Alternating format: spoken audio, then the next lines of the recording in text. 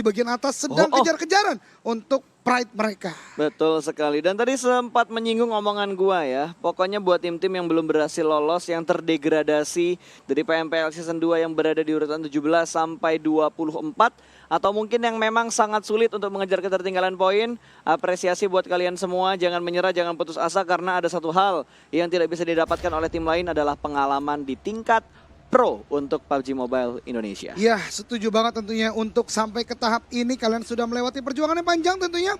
Dan seluruh perjuangan tidak ada yang sia-sia. Tinggal bagaimana memaksimalkan kembali lagi dan kita berharap bisa menyaksikan kalian lagi di PMPL season berikutnya. Oke, siap Jan? Yup, Back to the beat. back to the game. Oke, pesawat sudah mulai mengudara dan berangkat dari arah La Cobreria menuju ke arah Los Higos. Kalau kita ngomongin circle di Miramar, kita lagi sering lihat circle-nya menuju ke arah kiri bawah. Iya, betul banget. Valla Del Mar dan sekitarannya memainkan perbukitan Cumacera. Sekarang nih, kemanakah circle akan menuju? Belum kelihatan, Belum kelihatan. belum terlihat. Masih bersabar, pesawat akan hilang 1, 2, 3, 4, 5, 6, 7. 7 detik 7 detik. ternyata. Betul sekali. Dan circle ternyata cukup baik kalau menurut gua. Ini benar-benar sebuah central circle yang cukup besar untuk para player langsung bisa dapati. Kecuali mungkin The Pillars yang memang ke Valla Del Mar dan tim-tim yang berada di utara. Betul sekali. Karena tidak ada morph, tidak ada NFT. Cuma caranya kosong dan ditepati oleh tim IOG. Tapi di sisi yang lain ternyata sudah mulai ada fight yang terjadi antara Nara dan juga Onyx. Ini di arah San Martin. Sementara satu player Nara sudah mulai terkenop. Dan ada lemparan molotov lotos high toss dari seorang Cleon menuju ke arah compounder tim Nara. Sementara Joyce masih menahan di bagian rumah yang berbeda. Tetap dikontrol dengan sangat baik oleh player-player dari tim Onyx. Ya, betul banget. San Martin berdarah saat ini ya. Tidak ada aura. Onyx dan juga Nara di sini mendapatkan sebuah compound yang berbeda tentunya. Namun satu player dari Nara udah harus dipulangkan ke lobby. 3 melawan 4. Zero tuh sudah melakukan sebuah revive tadi. Healing Prom harus segera dilaksanakan karena berbahaya banget dengan compound yang banyak, kurang manpower. Tentu sulit untuk melakukan retake position. Tentunya akan sangat berbahaya kali ini. Mereka bermain pelanan, pasti tidak ada gerakan yang terlalu barbar yang mereka lakukan. Tidak ada hal-hal yang terlalu agresif karena mungkin terlebih untuk Nara. Karena mereka udah kehilangan satu player mereka. Maybe sudah dipulangkan terlebih dahulu ke arah lobby. Menjadi orang pertama yang dipulangkan ke arah lobby juga. Ini menjadi kerugian buat Nara karena Nara membutuhkan poin yang cukup banyak untuk mengejar ketertinggalan mereka di 3 match yang tersisa. Yap, betul banget. Dengan manpower dengan 3 saat ini tentunya Nara harus memutar otak kembali lagi. Mengganti mungkin strategi yang tadinya mau dimainkan karena kalau teman-teman perhatikan San Martin kali ini bisa gua katakan 60%-nya dikuasai oleh tim Onyx karena di bagian bangunan-bangunan Onyx sampai ke arah Hacienda itulah main building atau bangunan-bangunan utama San Martin. Sedangkan Nara ini udah sedikit banget compound yang mereka bisa dapatkan. Ya, kita masih fokuskan di arah San Martin ternyata karena emang ini fight yang begitu lama. Betul. Padahal ini terlalu banyak bangunan-bangunan ya. Gua rasa kalau kita nyorot ini terus bisa sampai circle ke-8 nantinya. Kalau mereka nggak pindah. Itu dia, stalemate terjadi ya, masih panjang juga. Kita berpindah ke La Cobreria, tadi di bagian utara ada tim Victim dan Pecado. Untuk Bigetron Red Alliance sendiri nggak ada tim lain yang menjadi contender sejauh ini. Iya, kalau kita ngomongin tentang Bigetron juga nih, Jan. Bigetron ini kalau lu perhatikan dari beberapa map yang ada atau semua map lah yang dipertandingkan untuk di turnamen-turnamen tingkatan nasional dan internasional, mereka sekarang lagi berusaha banget untuk mengambil drop zone yang berada di tengah-tengah mapnya. Pecado sudah berhasil mereka amankan. Sunhawk mereka lagi fight ingin mengamankan bootcampnya terlebih dahulu. Terus kalau kita ngomongin di arah Vikendi, mereka turun di arah apa namanya? Nama kotanya gua lupa. Wait. Kalau di Vikendi itu sekarang kalau di internasional, BTR tuh lagi sering mainnya di AB. Di AB Selatan main tentunya. Di AB, daerah Wineri AB itu mainnya di sana. Dan kalau kita ngomongin di Erangel, mereka main di arah farm. Tidak terlalu tengah, tapi spot yang sangat enak untuk menentukan titik rotasi berikutnya. Nah itu dia, menurut gua poin utama yang ingin dibentuk oleh tim Bigetron Red Alliance adalah karena mereka melakukan sebuah kompetisi tidak hanya domestik, internasional juga. Oleh karenanya mereka butuh spot yang sangat fleksibel. Dan menurut gua posisi-posisi tengah itu tuh penting banget karena rotasi mereka akan lebih mudah dilakukan ketimbang melakukan drop zone di tempat-tempat yang notabene-nya agak pinggir. Betul, tapi karena lu bilang dan kita udah ngebahas BTR dari tadi, kalau kita perhatikan di posisi 1 dan 2 dari live standingnya, BTR dengan 795 poin, Ion dengan 745 poin. Gapnya memang terlihat jauh, tapi balik lagi, kalau di sini BTR-nya underperform, mereka pulang ke lobby di urutan 13 sampai 16 atau bahkan 9 sampai 16 di antara angka-angka itu. ada kemungkinan besar Ion bisa mengejar ketertinggalannya. Tapi dengan catatan, Ion harus mendapatkan game yang bagus, skill mereka harus 2 digit, dan mereka harus mendapatkan WBCD. Nah itu dia, berbicara hari ini misalnya, pembuka hari tadi Ion mendapatkan chicken dinner. Betul, 15 skill itu tadi merupakan sebuah awal yang cukup baik buat Ion. Namun kembali lagi, Bigetron Red Alliance, experience team ya, bisa mendapatkan chicken dinner juga di game barusan. Kemudian juga bermain cukup maksimal juga hari ini. Jadi menurut gua ini masih kejar-kejaran tentunya keduanya. Pastinya. Ion tentunya mau mengejar juga karena selain juara 1 reguler yang tadi kita bahas, langsung dapat slot ke SEA. Apalagi ya, nggak hanya di posisi 1-2. Kalau kita ngomongin 15, 16, 17, 18 lah. Oke lah, kita nggak ngelihat permainan Bonafide, NFT dan juga Retrocat. Tapi Nara sepertinya akan sangat sulit untuk menyentuh angka 451. Mereka butuh game yang cemerlang banget di 3 game ini. Mereka seenggaknya harus mendapatkan 15 kill. Mereka harus mendapatkan WBCD. Setiap roundnya mereka harus mengumpulkan 30 poin. Kalau mereka bisa lolos untuk masuk ke babak 16 besar. Tapi ya balik lagi, itu sebuah hal kalau tinggal 3 match itu kayak impossible. Itu dia, persentasenya untuk bisa sampai ke top 16 itu ada, memang tetap ada. Namun kembali lagi agak cukup sulit. Tapi kita kembali lagi ke game saat ini di mana Airwolf dan juga dari tim EVOS sudah berdekatan di bagian graveyard. Ini adalah tempat yang cukup tricky juga. Ada di sana kuburan-kuburan, ada gereja yang bisa dimaksimalkan. Jadi kayak tim yang paling bisa untuk mendapatkan celah terbaik di Shoulder Pick kali ini, dia yang akan membuka war ini dan mungkin bisa mendapatkan kemenangan di war kali ini. Betul, kalau mereka komit untuk melakukan fight. Balik lagi, ini tinggal 3 match terakhir. Dan gue yakin target untuk tim-tim yang sekarang udah berhasil dan nyaman di 16 besar, target mereka adalah mengambil prize pool terakhir untuk minggu ke-6. Oh iya, betul. Itu yang akan mereka incar. Itu ibaratnya kayak satu boostingan semangat lagi buat mereka untuk mengejar dan tetap bermain dengan semangat. Karena ini regular season, prize poolnya dibagi setiap minggu. Dan ini adalah kesempatan terakhir untuk tim-tim mengumpulkan ibaratnya uang jajan. Iya, betul banget. Dan kalau kita menyinggung prize pool juga ya, ada satu tim juga yang menarik menurut gue itu Voin yang belum mendapatkan chicken dinner. Betul. Jadi menurut gue juga harus lebih maksimal lagi karena setidaknya udah sampai ke tahap ini, ayolah kita bisa merasakan chicken dinner lah gitu ya. Malah bisa dibilang ya, 16 tim yang sekarang seperti yang gue bilang tadi sebelum matchnya dimulai, sudah hampir dipastikan mereka akan masuk di babak grand final. Betul. Sekarang yang kita fokuskan adalah ngelihat tim mana nih yang akan berada di top 3 untuk perolehan prize pool tertinggi atau pembagian prize pool di minggu ke-6 ini. Betul banget. Dan tadi kalau kita perhatikan dari peringkat 3 sampai 5 itu tidak bermain hari ini. Oke. Iya kan? Ada Rarq, Aura dan juga Mort tentunya. Betul. Tidak bermain hari ini. Oleh karenanya Boom yang masih bermain hari ini sejalan dengan pendapat lo tadi mungkin akan berusaha semaksimal mungkin untuk bisa sampai ke prize pool tertinggi yang bisa didapatkan. Betul sekali, karena bisa dibilang ya tertingginya itu di top 3. Betul. Tertinggi di top 3, sisanya ya uang jajan lah. Apalagi kalau bisa mendapatkan WBCD, kalaupun nggak masuk di top 3 untuk poin mingguannya, setidaknya mereka mendapatkan $50 dari hasil ayam yang mereka dapatkan. Itu dia, setiap chicken dinner tentunya diganjar dengan $50. Wah, agak godek lagi ya tadi 2 kali. Kena buung puyuh ya. Ada buung puyuh. Oke. Betul banget. Sementara kali ini Miramar yang agak sedikit pasif. Betul. Tidak ada fight yang terlalu intens, hanya sekedar pick off aja. Bahkan kita udah berjalan 8 menit baru 1 orang yang dipulangkan. Betul banget, tadi dari Nara ya.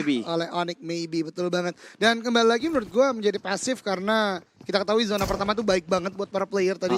Cukup sentral, banyak banget. Bisa gue katakan 80% udah di dalam zona. Oleh karenanya mungkin belum ada rotasi-rotasi yang ekstrim mereka lakukan. Dan mungkin zona kedua atau zona ketiga udah mulai banyak fight. Mengingat ada kepadatan di bagian timur sampai ke arah tengah.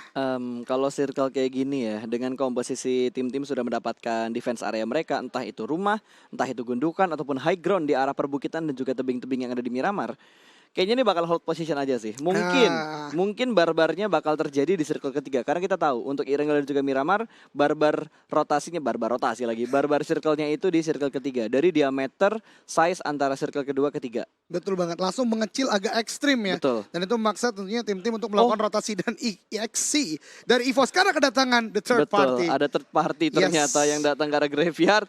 EXC tidak akan bisa diselamatkan karena Dranik juga langsung melakukan setup. EXC dieksekusi begitu saja. Poin pertama untuk Dranix, tapi sepertinya EVOS saat ini ke sandwich oleh Airwolf. Terus ada Dranix juga di sekitar mereka. Mau kabur kemana nih? Untungnya mereka mempunyai gereja yang sudah mereka set up sedemikian rupa baiknya. Iya betul banget. Dan di bagian gereja itu akan menjadi holding position mereka. EXC sepertinya tadi ya tidak menyadari gerakan cepat dari Dranix dari bagian belakang tadi. Yang gue maksud sentral ini menjadi kembali lagi ya momok utama, menjadi meta yang mungkin banyak dilakukan oleh para pro player saat ini. Ucup udah setting up juga di sini. EVOS nggak boleh terlalu buru-buru melakukan sebuah keputusan karena biarpun mereka misalnya menang melawan Dranix atau misalnya bisa melakukan sebuah fight karena Dranix, Aerowolf masih mengintai dari bagian atas minus Generalis. Yap, itu dia yang harus diperhatikan sama EVOS, makanya mereka nggak berani keluar dari bagian gereja. Bahkan Mervius yang sudah berada di arah menara gerejanya, dia nggak berani keluar untuk membuka badannya terlalu jelas. Dia hanya bermain TPP dan berusaha untuk mendapatkan informasi dari setup yang dilakukan oleh tim Dranix ini. Iya betul banget, dan kita berpindah ke tempat lain tentunya ada IOG yang sudah kontrol bagian high ground. Ada rotasi juga yang dilakukan oleh Alter Ego di bagian sana. Ini dari sekitaran Los Leones di bagian bawahnya dan juga dekat juga dengan Pekado, tentunya jalur rotasi yang cukup luas di sini. Ada open field juga, ada spot yang dilakukan oleh Olis ke arah player-player Alter Ego kalau tadi kita perhatikan sedikit. Namun kembali lagi, belum ada fight yang terjadi di tempat ini. Lu baru singgung gak ada fight. Tiba-tiba ada satu knockdown yang terjadi. Siren menuju ke arah pemain dari tim Onyx. Ternyata satu player mereka tertikung ketika sedang melakukan rotasi dan ada lemparan granat lagi. Anthem masih fokus menuju ke arah Onyx, tapi ternyata dua setup flank dilakukan oleh tim Onyx. Tinggal melihat setup mana yang lebih rapi dan area mana yang lebih menguntungkan. Karena kalau kita lihat dari Onyx, pemain mereka semuanya nge-split 2-1 setup yang mereka lakukan, sementara Siren membelah formasi mereka menjadi 3-1 ini harusnya. Ya betul banget, Nick sudah knockdown, sepertinya akan cukup sulit untuk bisa di-revive oleh teman-temannya dari Onyx. Agak spreading out terlalu jauh, tapi kembali lagi Onyx sekarang udah kontrol bagian high ground di sekitaran power grid. Dan Siren sepertinya menyadari itu, Audrey akan melakukan sebuah regrouping dengan temannya di bagian high ground yang lain. Ini akan menjadi lock, sama-sama lock ya, karena dengan high ground control yang berbeda. Tapi kembali lagi, Nate masih bisa dilemparkan oleh Onyx ke arah tim Siren. Betul, bahkan Nick langsung dipulangkan menuju ke arah lobby. Satu orang yang ada di jajaran Terminator top 10 kali ini sudah mulai tumbang, dan Dranix dan juga EVOS juga sudah mulai melakukan fight di arah tempat yang berbeda. Dua fight di arah dua tempat yang berbeda. Gereja sudah mulai dipus, granat bakal dilempar, sementara Mozart masih berada di bagian luar dari pintunya, mungkin bisa menghindari tembakan dan juga setup yang sedang dilakukan oleh pemain-pemain Dranix. Karena kali ini Mervius masih membutuhkan waktu untuk melakukan healing, sementara Mervius juga berhasil mendapatkan Ucup satu down, tapi EVOS hanya menyisakan dua player mereka, di mana Fox menahan seorang diri aja di bagian dalam dari gerejanya. Granat bakal di-cook langsung menuju bagian paling luar, sementara Dranix masih bermain di bagian tangga. Harusnya aman dari damage granatnya seorang Fox. Mervius masih meminta waktu untuk Fox buying time terlebih dahulu karena dia butuh waktu buat healing. Ya, dan Foxnya juga udah melemparkan sebuah molotov, tapi ternyata Nate juga dari Dranix ke arah Morpheus menyisakan Foxy last man standing dari EVOS saat ini dalam gereja. Dan Foxy tahu akan hal itu, mencoba untuk mundur perlahan, tapi lihat 4 orang dari Dranix akan langsung masuk ke arah dalam Mozart mencari pergerakan dari Foxy. Foxy belum melakukan sebuah pergerakan yang sangat-sangat agresif karena dia healing di bagian belakang sana. Dan ini dia Mozart maju dengan AKM, harus memberi sistem juga dari bagian kiri, dan ini dia EVOS diratakan di peringkat ke-16. Moving yang sangat berani tapi terukur dari Dranix. Dranix berhasil menjinakkan harimaunya, tapi fight masih belum berhenti karena Onyx masih melakukan fight-nya dengan tim Siren, di mana Onyx sangat dirugikan. Hanya menyisakan satu player mereka saja yang masih aktif. Onyx hanya menyisakan Ken seorang saja, dua player lainnya sudah mulai kenok.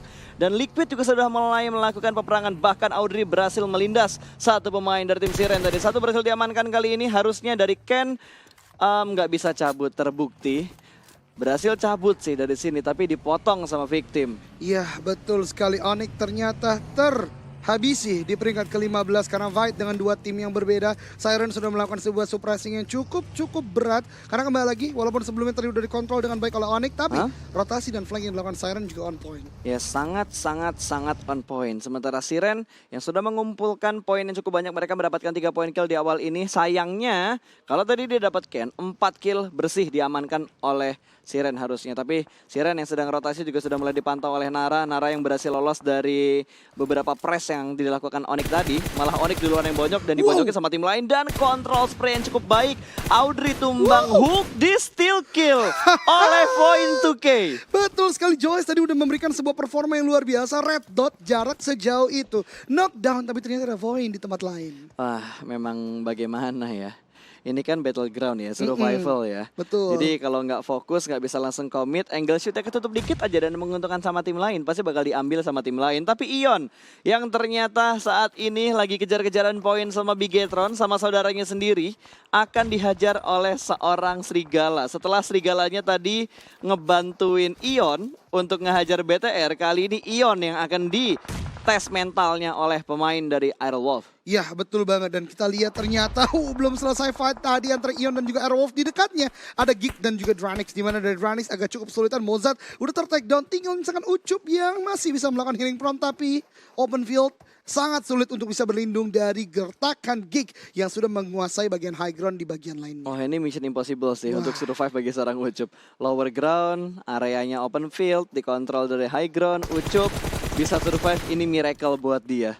Ini miracle banget, belum lagi ngurusin kalau misalkan dari arah belakang Ucup ada tim lain yang tiba-tiba datang. Nah itu dia menjadi momok utama bagi Ucup saat ini. Ada sebuah sebuah kendaraan rusak di bagian sana, namun kembali lagi ini agak impossible. Bahkan Datmosh udah kembali lagi melakukan inisiasi sepertinya untuk mulai maju perlahan, tapi ternyata ada shot dari Auro di bagian belakang, dan itu dia ternyata itu Bubu dari bagian lainnya mendapatkan player terakhir dari Dranix pulang dengan peringkat 14. Tapi ini Datmosh bahaya loh, kalau dia kasihkan ngeluting tiba-tiba ditebak sama Auro itu bakal bahaya banget buat pemain dari Geek Fam. Tapi Red Face yang sudah menempatkan kakinya di arah pegunungan ini, dan ternyata benar aja Auro langsung ngontrol angle-nya ke arah lower ground. Datmosh tapi sejauh ini masih bisa selamat, dan circle keempat membanting ke bagian kanan bawah ke arah tenggara.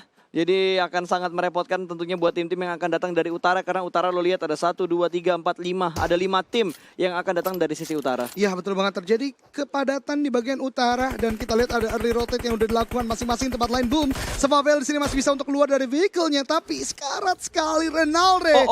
Boom. Der. Wah, ternyata masih selamat ya. Betul sekali. Gua kira bomnya bisa langsung ngebuat Sofela knock, tapi yang jadi permasalahan bukan bom, tapi blue zone-nya. Blue zone-nya udah mulai bergerak, tapi wow, wait a minute. Apa yang terjadi dengan VL? Tiba-tiba terkena efek ledakan, nggak ada yang ngeledakin, tapi dia meledak dengan sendirinya. Wah, itu berbahaya banget tentunya ya. Nanti mungkin kita bisa tahu, tapi di tempat lainnya Volker need-nya connect ke arah Requiem. Tempat lain juga Siren sedang fight dengan Voin. Voin yang tadi melakukan sebuah steal kill ya ke arah player dari Siren yang di-knockdown oleh Nara saat ini. Bisa ada Hulk yang tereliminasi sebentar, itu knockdown, tapi nyata Altrigo ini pulangkan ke lobby di peringkat 13. Yap, dan saat ini juga Siren mendapatkan press yang sungguh berat. Cukup nekat untuk mengendarai satu Mirado yang sudah mulai berasap.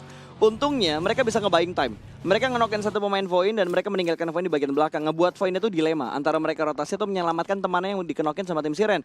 Mereka rotasi tidak bersamaan waktunya, tapi setidaknya kalau kita lihat dari minimapnya, Voin sedikit lebih unggul dari jalur rotasinya. Tapi ternyata di bagian atas dari jalur rotasinya sudah ditunggu oleh Geek Fam.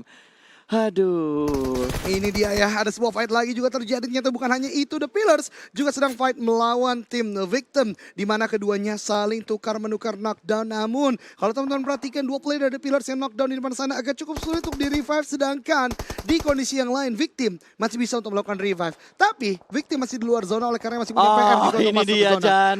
Ini dia pertarungan antara kedua tim yang sedang memperebutkan posisi puncak. Namun ternyata satu burung elang tertangkap di panasnya Miramar, dipulangkan ke arah lobby. Bigetron sudah saling tatap-menatap dan akan langsung ditembak. Sedikit kepencet ternyata M4 yang dipegang sama player dari Bigetron tadi. Ion hanya bertahan dengan 3 pemain mereka, 4 lawan 3. Kakak beradik akan segera bertemu. Granat memberikan efek yang lumayan sakit kedua player dari tim Ion. Ya betul banget, topografi dan elevasi yang membedakan antara Bigetron dan juga Ion Esport. Keduanya bermain di bibir zona. Namun kita perhatikan sini dengan 4 manpower yang masih tersedia, utility yang cukup banyak, masih bisa dilemparkan. Tapi ternyata di tempat lain tadi ya, kita lihat dari 6-9 fight juga dengan Victim bahkan terdesak juga dengan tim The Pillars, agak cukup kesulitan. Dan kita lihat Victim satu persatu tumbang, masih di mini screen kita di bagian bawah sana. Dan itu dia Victim tersandwich dengan 2 tim, ada 6-9, ada The Pillars, dipulangkan ke lobby di peringkat 11. Betul, sementara Bigetron masih menahan di posisi yang sama. Ini mangkok yang memang menjadi transit pointnya Bigetron kalau circle-nya menuju ke arah Pekado. Ini mangkok yang selalu diambil sama Bigetron. Dan benar saja, menguntungkan. Bigetron hanya butuh bergerak sedikit. Sementara Ion, ketika mereka ingin nge-push ke arah Bigetron, high ground-nya mereka akan terlihat dari lower ground. Geek Fam bisa melihat, Aero bisa melihat, kecuali Aerowolf langsung memotong rotasi Bigetron. Tapi Bigetron nggak ingin menunggu waktu yang lama-lama lagi. Setup vehicles mereka langsung dikendarai begitu saja, langsung dipindahkan begitu saja untuk maju dan masuk ke dalam circle yang kelima. Iya betul banget, dan kalau tadi teman-teman perhatikan di bagian minimap itu hanya ada satu compound berupa warehouse yang ada di bagian high ground Pekado. Kalau ada orang yang bisa kontrol area itu sepertinya akan cukup kuat. Tapi Bigetron juga udah sangat kuat, dimana satu player udah mulai masuk ke dalam zona, dan ini akan menjadi ujian bagi Ion Esport. Betul, wah Zuxi udah ngelihat pergerakan dari Liquid. Smoke memang sudah di-up Tapi ternyata Zuxi yang terlebih dahulu masuk berhasil mengontrol angle dengan sangat baik. Liquid ditembak di spray begitu aja, proning shoot dari seorang Zuxi. Mengontrol recoil dengan sangat baik. Liquid berusaha menyelamatkan diri namun terkena tembakan dari Spavel. Yang nyicil Zuxi yang ngenokin Spavel. Itu dia ya yang banyak terjadi di TDM kita. Betul sekali. Dan masih dengan peperangan yang masih berlanjut, Ion bahkan sekarang 2 orang sudah dengan low HP-nya knockdown Red Face and Aimstar. Menyisakan 1 player terakhir dari Ion. Ada sebuah push yang dibangun oleh Bigetron. Microboy udah sangat berani dari bagian atas. Auro last man standing masih menjaga-jaga, masih mencari-cari, masih melakukan sebuah shoulder pick. Microboy sudah telepon ke sana, di shot oleh Auro, belum ada knockdown yang terjadi. Kita lihat ada Luxi dari bagian atas, Zuxi juga dari sana, dan ini dia shot dari atas Auro, dan Auro ter-take down oleh Luxi, dipulangkan di peringkat ke-8. Ini mimpi buruk untuk Ion semakin jauh mengejar ketertinggalan poin mereka. Mungkin bisa dipastikan Bigetron yang menduduki posisi puncak di regular season. Iya betul sekali, jarak 50 kembali lagi diperjauh oleh Bigetron Red Alliance kepada Ion Esports. Oh my god, bukan hal yang mustahil, tapi butuh keajaiban. Betul banget. Itu yang harus kita mention untuk teman-teman fans dari Bigetron ataupun Ion. So, back to the beat, back to the game. Masih berjalan game yang sungguh panas di Miramar kali ini karena Bigetron sudah mendapatkan high ground yang sangat menguntungkan dan sangat merugikan buat tim-tim lain. Iya betul banget, kita lihat shot masih terjadi saat ini dari Ryzen, bahkan ke arah Geek.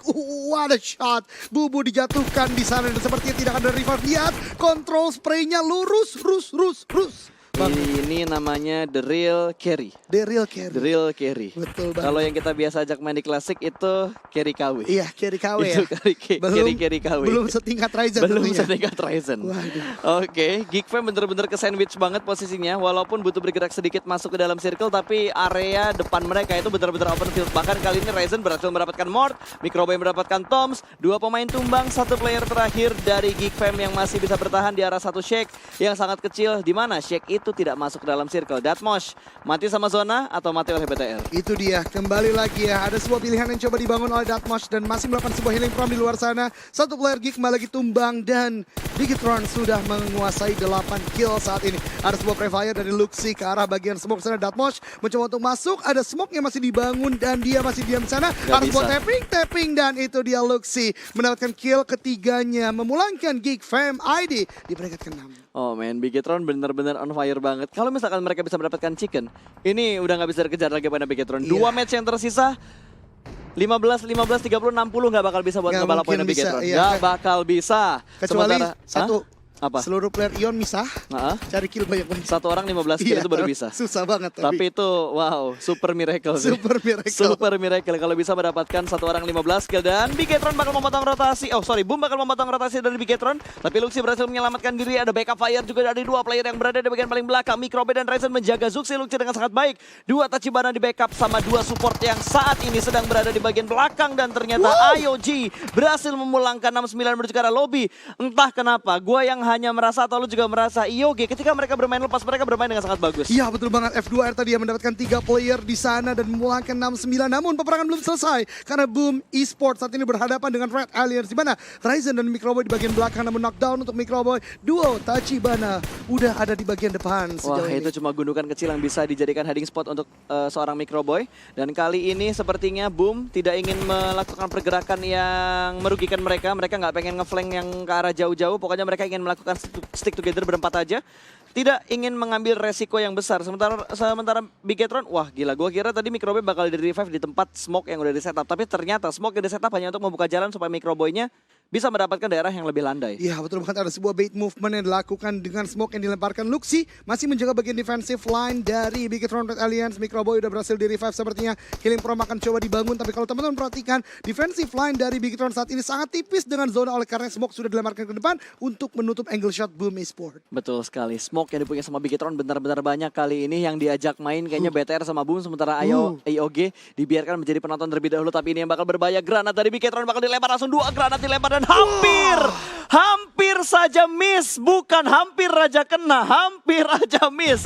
Ramones langsung di knockdown begitu saja. Ini menjadi momentum untuk Bigetron tembus ke bagian paling depan. Spavel cukup low dan ditembak sama Fatur. Ada third party yang mengganggu pertarungan antara Bigetron dan juga Boom. 2 pemain mereka sudah mulai tersungkur dan hanya menyisakan 2 player aktif. Revive sedang dilakukan, tapi Bigetron ingin memanfaatkan momen ini untuk melakukan push. 1 kembali ditumbangkan, mobil bakal diledakkan begitu aja. 1 pemain terakhir berada di bagian paling bawah dan Nikyar dipulangkan ke arah lobby. Bigetron mengamuk 3 13 kill. Wah, ada play dari Bigetron Red Alliance. Mereka maju, tidak ada ragu sama sekali. Sangat baik. Flank kanan, kiri. Kemudian juga ada sebuah move forward yang sangat luar biasa. Fatu dari belakang juga ini menjadi mimpi buruk bagi Boom tadi. Betul sekali, dan Bigetron sudah dipastikan mereka bakal mendapatkan 15 kill.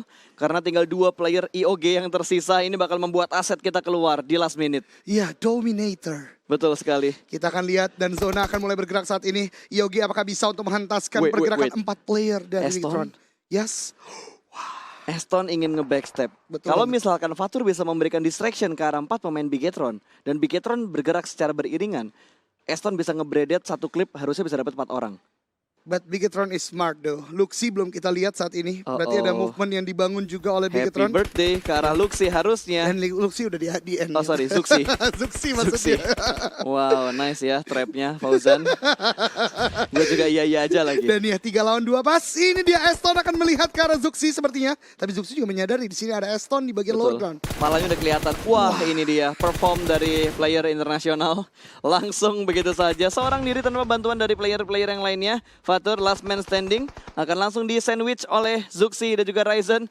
2 Aimstar, bukan 2 Aimstar. Emang player Aimstar yang ada di Bigetron semuanya. Dan winner chicken dinner untuk Bigetron Red Alliance. Dominator 15 kill dibukukan kembali lagi oleh Bigetron Red Alliance.